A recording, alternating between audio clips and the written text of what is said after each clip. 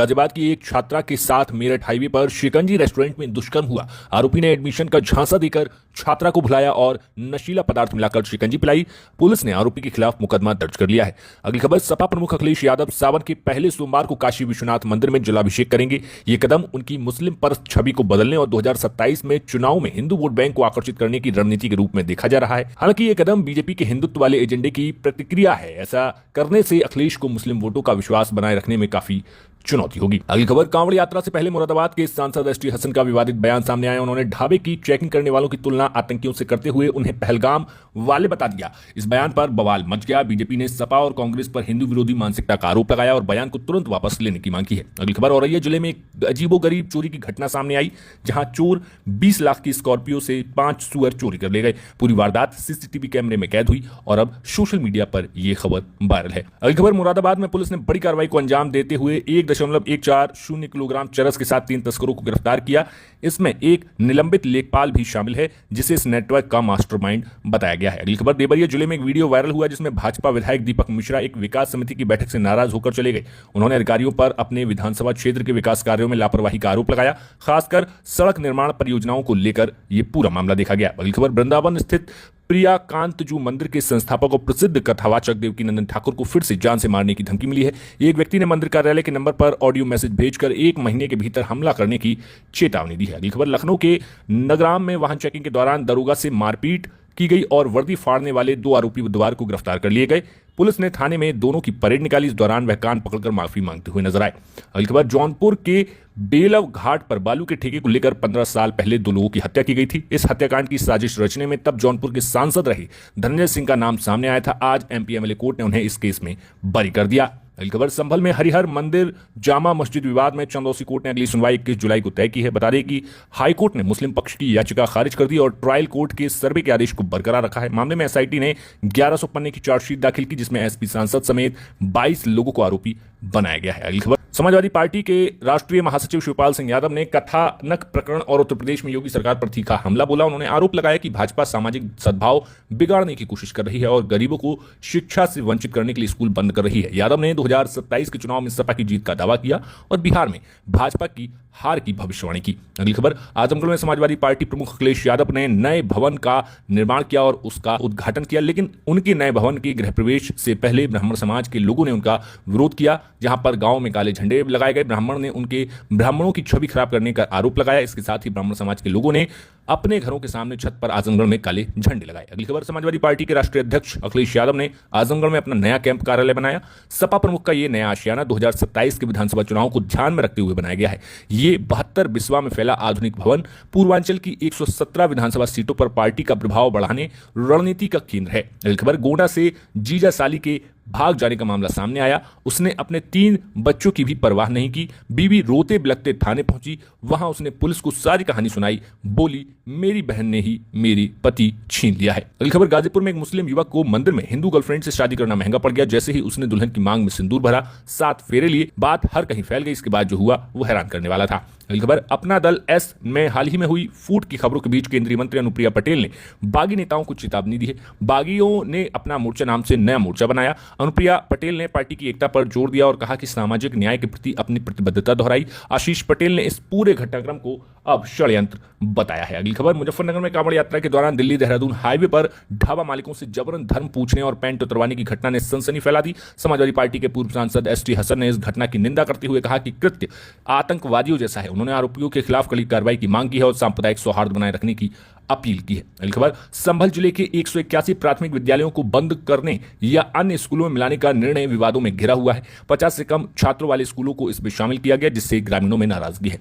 अगली खबर, गाजियाबाद में पुलिस और बदमाशों के बीच देर रात मुठभेड़ हुई। मामला कुंडल लूट का था, जिसमें आरोपी को पुलिस ने घेर दिया। जवाबी कार्रवाई में बदमाश के पैर में गोली लगी, जिसके बाद उसे घायल हालत में गिरफ्तार किया गया। मुठभेड़ के बाद इलाके में पुलिस ने गश्त तेज कर दी है और आरोपी से पूछताछ की जा रही है कि उसने इस वारदात को किन लोगों के साथ मिलकर अंजाम दिया है। अगली खबर, झांसी में ट्रैफिक नियमों की धज्जियां उड़ाने वाले स्टंटबाज बाइकर पर पुलिस ने शिकंजा कसा है। यहां पटाखा फोड़ साइलेंसर लगाकर बुलेट दौड़ाने और सड़क को स्टंट का मैदान बनाने वालों के खिलाफ पुलिस ने अभियान चलाया।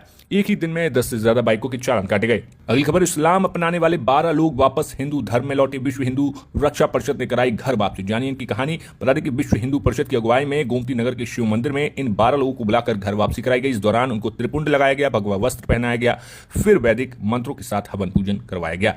अगली खबर, वाराणसी से एक शर्मनाक घटना सामने आई जहां एक पति ने सड़क पर अपनी पत्नी की बेरहमी से पिटाई की। बताया जा रहा है कि महिला के नाम पर संपत्ति होने से पति नाराज था।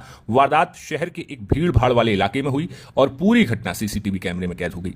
वीडियो सामने आने के बाद पुलिस ने आरोपी की पहचान कर ली है और जल्दी ही गिरफ्तारी की बात कही है। अगली खबर, वाराणसी में एक नए शराब के ठेके के खुलने को लेकर स्थानीय महिलाओं का गुस्सा फूट पड़ा। महिलाओं ने कहा कि ठेका स्कूल और रिहायशी इलाके के पास खोला जा रहा है, जिससे बच्चों और परिवारों पर असर पड़ेगा। सूचना पर प्रशासन और पुलिस के आला अधिकारी मौके पर पहुंचे, लोगों को समझाने की कोशिश की। फिलहाल दुकान का संचालन रोका गया है और मामले की जांच जारी है। अगली खबर, एटा में 17 साल पुराने एक हत्याकांड में कोर्ट ने बड़ा फैसला सुनाया। 2 भाइयों को उम्र कैद की सजा सुनाई गई। दोनों पर अपने मामा के बेटे की हत्या का आरोप था, जो पैसे के विवाद को लेकर हुई थी। कोर्ट ने दोनों दोषियों पर 30-30 हजार रुपए का जुर्माना भी लगाया। फैसले से मृतक के परिजनों को राहत मिली है। अगली खबर, कानपुर में एक कारोबारी से ऑनलाइन निवेश के नाम पर 39.13 लाख रुपए की साइबर ठगी का मामला सामने आया।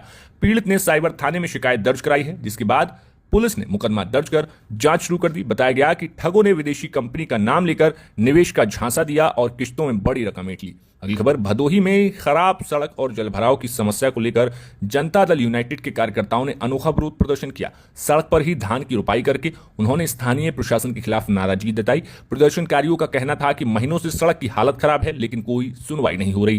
प्रदर्शन का वीडियो सोशल मीडिया पर तेजी से वायरल हो रहा है। अगली खबर, बरेली में आवारा कुत्तों का आतंक थमने का नाम नहीं ले रहा। ताजा मामला तब सामने आया जब एक मासूम बच्चा घर के बाहर खेल रहा था और कुत्तों के झुंड ने उस पर हमला कर दिया। बच्चों के गंभीर हालत में बच्चे को जिला अस्पताल भर्ती कराया गया। स्थानीय लोगों ने नगर निगम से कुत्तों की समस्या पर तत्काल कार्रवाई करने की मांग की है। अगली खबर, देवरिया में साइबर क्राइम टीम को बड़ी सफलता मिली। इंस्टाग्राम पर सस्ते लैपटॉप का लालच देकर एक महिला से ठगी की गई। टीम की तत्परता से पीड़िता के खाते में 1 लाख रुपए की राशि वापस लौटा दी गई। पुलिस अब इस फर्जी वेबसाइट और उससे जुड़े साइबर गैंग की तलाश कर रही है। बढ़ते हैं नेशनल खबरों की तरफ, तो कुछ अहम खबरें जो देश की राजनीति में अहम रही। बता दें कि बिहार में असदुद्दीन ओवैसी की पार्टी एआईएमआईएम महागठबंधन में शामिल होना चाहती है, यानी कि लालू की पार्टी के गठबंधन में शामिल होना चाहती है। इसके लिए पार्टी के प्रदेश अध्यक्ष अख्तरुल ईमान ने आरजेडी चीफ लालू प्रसाद यादव को पत्र लिखा और एआईएमआईएम को महागठबंधन में शामिल करने का आग्रह किया है। अगली खबर, 20 दिन पहले तिरुवनंतपुरम में ब्रिटिश नेवी के F-35 फाइटर जेट की इमरजेंसी लैंडिंग हुई थी। इसे लेकर तकनीकी खामी का हवाला दिया गया था। इसकी मरम्मत के लिए ब्रिटेन से इंजीनियर की टीम और एक्सपर्ट बुलाए गए थे, फिर भी सफलता नहीं मिली। अब इसे टुकड़ों में ले जाकर इसकी घर वापसी कराई जाएगी। इसको खोल दिया जाएगा टुकड़ों में और इसको वापस ले जाया जाएगा। अगली खबर, हिमाचल में 20 जून से अब तक मानसूनी घटनाओं में कुल 69 लोगों की जान जा चुकी है। वहीं 37 लोग अब भी लापता हैं। कुल 110 लोग घायल हैं, जिनका विभिन्न अस्पतालों में इलाज चल रहा है। आपदा में करीब 500 करोड़ का नुकसान हुआ। राजा रघुवंशी हत्याकांड में जेल में बंद सोनम रघुवंशी के भाई गोविंद ने बड़ा बयान दिया। उन्होंने कहा कि देश के कई वकील सोनम के केस को लेकर उनसे संपर्क कर रहे हैं, बावजूद इसके उन्होंने अभी तक कोई वकील हायर नहीं किया। अगली खबर, लोक जनशक्ति पार्टी के अध्यक्ष और पूर्व केंद्रीय मंत्री पशुपति पारस ने महागठबंधन के साथ बिहार विधानसभा चुनाव लड़ने का ऐलान किया। उन्होंने दावा किया कि महागठबंधन ही बिहार में परिवर्तन ला सकता है। इसके लिए उन्होंने कानून व्यवस्था और अपराध को लेकर राज्य की नीतीश सरकार पर जमकर हमला बोला। अगली खबर, मुंबई की हार्बर लाइन पर बुधवार को एक बड़ा ट्रेन हादसा उस वक्त टल गया जब एक यात्री लोकल ट्रेन से गिर गया और उसी ट्रैक पर पीछे से एक और ट्रेन आ गई। लोको पायलट की सूझबूझ के कारण यह हादसा टल गया। अगली खबर, बिहार सरकार का कहना है कि कुछ साल पहले 5 लाख से अधिक युवाओं की सरकारी नौकरी देने का जो वादा किया था, सरकारी लक्ष्य कवायद से कहीं आगे निकल गई है। सरकारी नौकरियों में तय आरक्षण के तहत बहाली होने से समाज के पिछड़े दलित परिवार के लोगों के भी समग्र विकास का उनको मौका मिला। अगली खबर, बॉलीवुड एक्ट्रेस जैकलीन फर्नांडिस के खिलाफ मनी लॉन्ड्रिंग केस में ईडी की जांच और एक्शन जारी है। दिल्ली हाईकोर्ट ने गुरुवार को उनकी याचिका रद्द कर दी, जिसमें ईडी की एफआईआर रद्द करने की मांग की गई और ईडी ने ठग सुकेश चंद्रशेखर से जुड़े 200 करोड़ रुपए के मनी लॉन्ड्रिंग मामले में एफआईआर दर्ज की है। जैकलीन भी इसमें आरोपी हैं।